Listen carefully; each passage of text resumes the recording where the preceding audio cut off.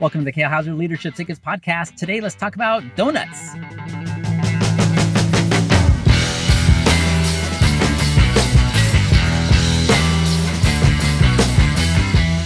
Hello, everybody, and welcome back to the Kale Leadership Tickets podcast. As you can see, this is another episode coming from my car. I appreciate you joining me today. A little bit different scenery in the background. It is a beautiful, amazing day in Washington State. This is one of the winter days that everyone's like, man, it's so beautiful. This is an amazing place to be. And then you kind of magically forget the other 7 months of dreary rain and gray clouds all the time. But I will say, especially the boys, as they're at lacrosse practice, are enjoying this nice 52-degree weather, no wind day. But that's not why we're here to talk about the weather or the environment. I just wanted to let you know that I appreciate you no matter where you're at in the world, if it's snowing there or if it's 85 degrees or 102 degrees, as I know some people out there are in parts of the world that it is still hot in our winter. But something was brought to my attention today that I hadn't thought about for a long time. And as we were thinking about different aspects of building teams and holding people accountable and all those kind of processes, that is a common struggle for a lot of entrepreneurs, especially if you're trying to build teams, is this concept of donuts. Okay. So I talked about it in the intro, or at least I mentioned it in the intro, like today we're going to talk about donuts. Like, all right, cool. I like donuts, but yeah, they're super not healthy for you or anything like that. So I am not advocating that you eat donuts every day or anything of that nature. However, there is a policy that I had forgotten about, but it was a policy when I cross-trained after I got back from Afghanistan and I got picked up to be an MQ-9 pilot, or an unmanned and RPA pilot. I didn't know I was an MQ-9 at that point, but there was a policy in our training. So this is a bunch of young officers. Most of them were just graduated college and had gotten their commission, and there was a couple that were cross-trains and like me, a little bit older. But there was a policy put in place by the leadership of that training squadron down in Texas that if you were late for a meeting, you had to bring in donuts for everybody.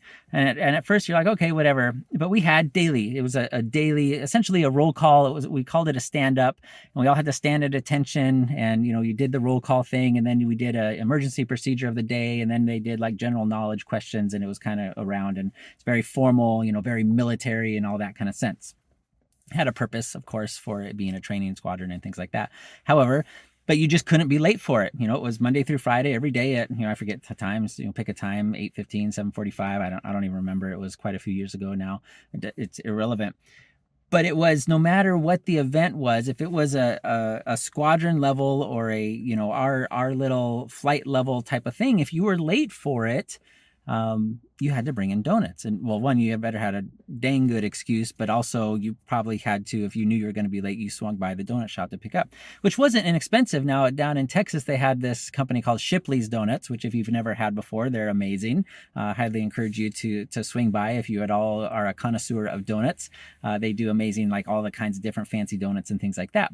But it was a great tool that not only instituted a little bit of punishment for being late to that initial stand-up meeting, and it held that accountability piece of there were consequences beyond just being late for a military event you just didn't really want to do, but there were consequences, but it were consequences in good fun. It was something that everyone else kind of got to participate in, but it also shared in the holy smokes, this guy just dropped, because remember, most of these are young college students that had never had the opportunity to be on their own. Like they had just, this is their first job, yes, after they commissioned in the military.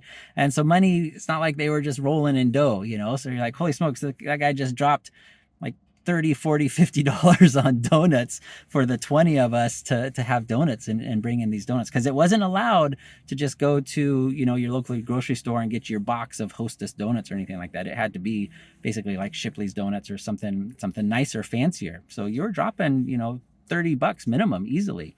But it was a great fun way to, that dual purpose of creating that accountability, but at the same time, allowing others to participate in it in the sense of not wanting to do it. So it sent that message of, hey, if you're late, this is what is going to happen. You better have that $50 available in order to do it. Now, it wasn't a hard and set rule, because some of you are like, the military can't force you to do that, blah, blah, blah. And you're right, they can't. It was outside that purview, but it was one of those culturally accepted consequences in our squadron. It was one of those highly encouraged things that happened. And, basically it's what got you out of the official military punishment, right? Because I would much rather buy a box of donuts for my flight. Everyone gets to enjoy them and like, haha, okay, that kind of hurt financially, but at least I'm not getting paperwork from my commander that's going into my permanent military records. Does this make sense? And there are things that you as the business leader can do that are very similar in nature. They don't have to be a box of donuts. They can be, a round of coffee. But using something like that when you have important events that must happen, that people must be at. Certainly the easiest thing is your morning meeting, pending any, advance notice of, I've got this doctor's appointment, so I'm not going to be at the meeting or I'm going to be late to it. But short of I just overslept or there was quote unquote traffic, things of that nature of no, you need to bring in coffee for everybody. You need to, lunch is on you the next time we do an outing, whatever that is, make it fun and appropriate for you because it serves that dual purpose. It provides that informal consequences as well as it sends a message to everyone else in your organization. And it kind of allows that fun in the sense of, oh, Joey's buying donuts for everybody, thanks for the donuts, Joey, right? That kind of that fun nature, hopefully fun nature ribbing and just kind of, teasing each other in the sense of it sucks to be you a little bit. So yeah, if you don't have something like this and you're only focusing on the very formal, the very strict, hey, 3 strikes, you're out kind of thing, especially if it comes to attendance and stuff like that, it totally depends on the culture that you're trying to build and the level of accountability you want to have in your office, in your workplace. This may not be appropriate for you. You may need, because you are working on some stuff that is so high level and so critical that you may need the 3 strikes and you're out. We're not doing this donut business where it's kind of fun and consequences, but this is the lead up.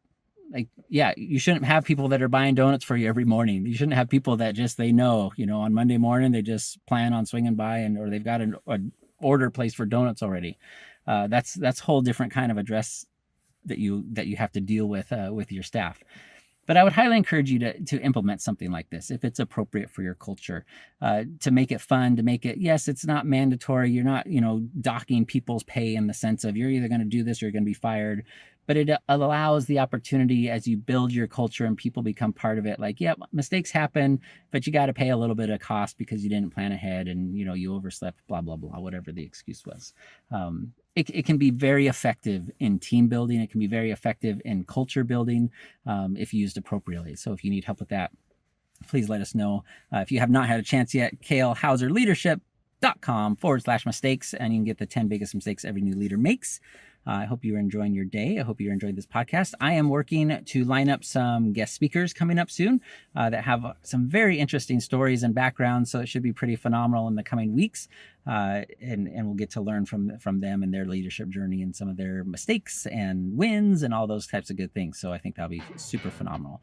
As always, likes, comments, and subscribes and shares are fantastic. I appreciate you no matter where you're at in the world. Have a fantastic afternoon. Bye.